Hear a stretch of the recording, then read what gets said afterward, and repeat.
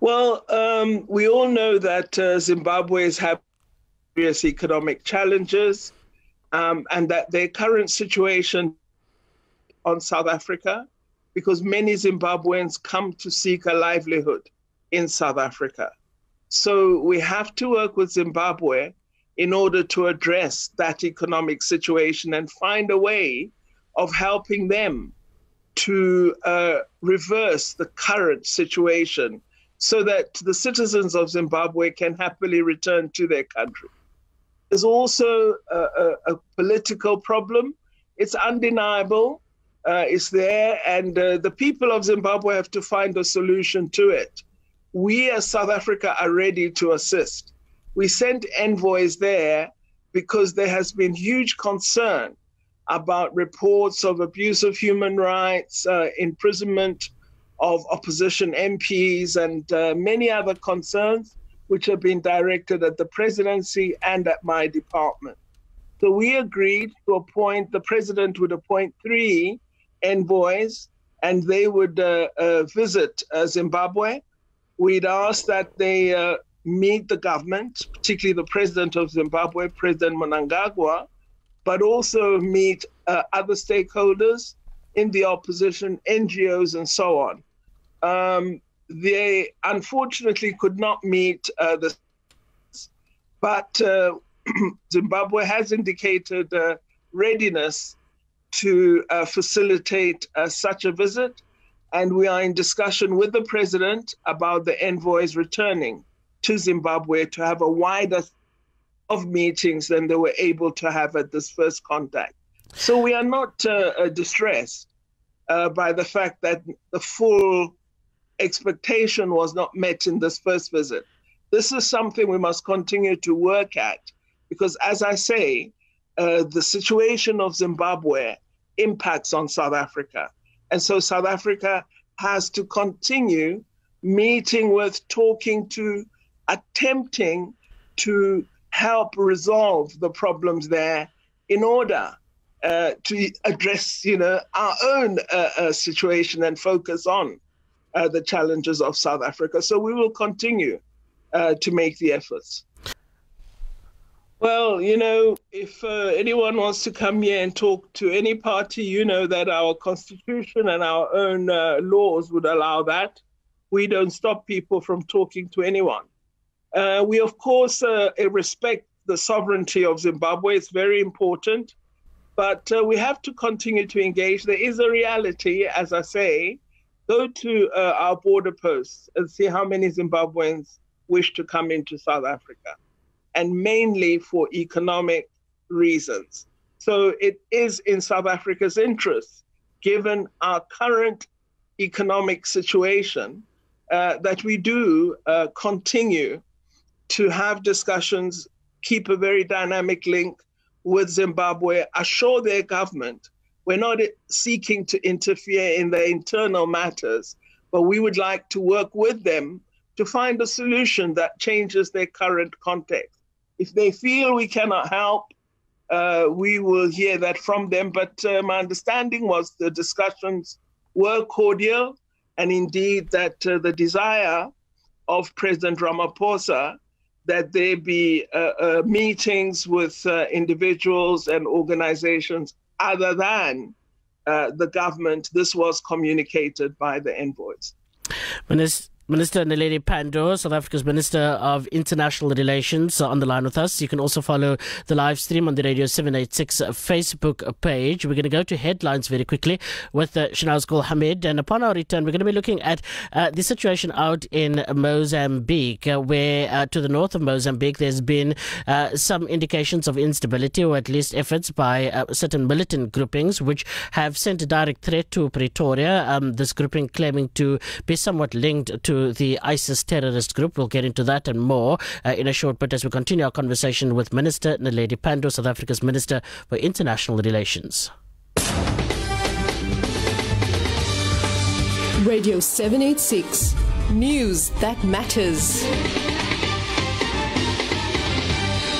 The situation remains tense along the N2, where protest action has led to a standstill of traffic. Motorists are being advised to be cautious between Portchurch Quarry and the R300. Load shedding commences for a second day at this hour. Eskom says the constrained status of the national grid will see load shedding at level 2 remain in place till 10 o'clock tonight. As South Africans eagerly await an announcement on the easing of COVID-19 related restrictions, the death toll of the virus continues to climb. The State Capture Commission of Inquiry continued to unravel allegations of suspicious corrupt behavior. And the United Arab Emirates' normalization of ties with the Israeli occupation regime has been described as a stab in the back of Palestinians. That's news making headlines on 100.4 FM Radio 786. Stay tuned for the bulletin at 9 a.m.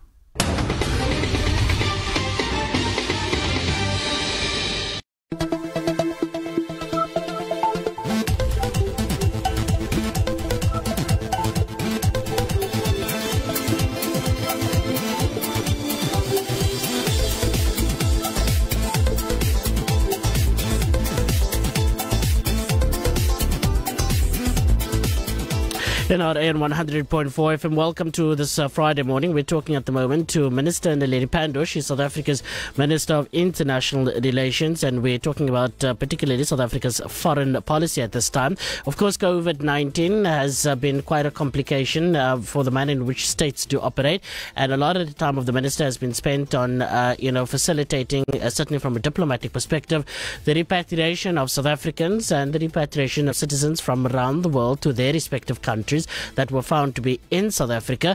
We're also spending some time looking at Zimbabwe, as we did just before the headlines, and of course now getting into the situation also to the north of our border with Mozambique, which certainly has registered some dissent amongst certain militant groupings that is fighting for a degree of autonomy in northern Mozambique, and the country says it is suffering from terror attacks, and upon Pretoria being asked to assist in the fight in northern Mozambique, there's been in official communication and official propaganda sources, for instance, of some of these terrorist groupings, saying that if Pretoria were to get involved, then they will certainly be, I guess, reaching out to South Africa or making South Africa certainly within their reach, or and these types of threats that we've seen come from northern Mozambique. Minister, thanks so very much once again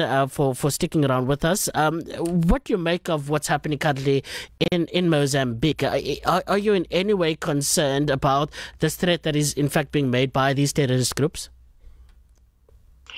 Yes, we are concerned, obviously, because Mozambique is part of Southern Africa. It's a very close neighbor to South Africa. And if there's instability in Mozambique, I believe as South Africa, we should be concerned. Our Department of Defense and Military Veterans is in close touch with the government of Mozambique. And I'm hopeful that our security services are also in close touch, our intelligence, to ensure that we have our finger on the pulse of the organization and activities of these insurgents that seem to be wreaking havoc in Mozambique. We're particularly concerned about this taking over of a port because, obviously a port is a very important economic infrastructure for any country. And you don't want, an instability that is of a long duration. So I think, in my view, our defense forces and our intelligence services should be working very closely together to ensure that we bring this to an absolute standstill. And I think South Africa has to be serious about this. And where exactly does South Africa stand on the request to get involved in the situation in Mozambique? Is there an appetite for South Africa to play a strategic, military role of some sort to deal with, as you put it, the insurgency in Mozambique? Well, I'm sure some of them are listening to us now, so I'm not going to, say we're doing this and that. I'm expressing the view that our governments and the various forces in the security sector are in close touch with each other, and we should give every assistance that we can to ensure that we prevent any activity in South Africa or, in fact, in another country in the region. We should assist Mozambique to stop this incursion. And this particular port, as you've highlighted, of course, it's strategic in that a lot of trade makes its way through it, and it particularly is it's rich in gas. And so, do you think that certainly at the onset there could be a disruption to economic activity with that port in particular being seized? Well, we are concerned about the likely impact on the industries in that area. There are a number of South African companies that are invested in that area. And so we do think, it is in the interest of the government of Mozambique to focus particularly on securing what is a very important industrial sector and a natural resource that is going to bring a great deal of benefit and growth opportunities to Zimbabwe. So I think to Mozambique, my apologies. So I believe that we need at the level of SADC, and already the SADC organ on politics and security is looking at this matter. We need to have a dedicated discussion, which I'm sure will occur at the summit next week, when the chair current of the organ will report on what has emerged from deliberations they've been having with Mozambique on this matter. Minister Naledi Pandor, the Minister for International Relations, speaking to Radio 786 this morning. You can also see the live stream with the Minister on the Radio 786 Facebook page on the WhatsApp line. Reach us there on 0786 10 11 12.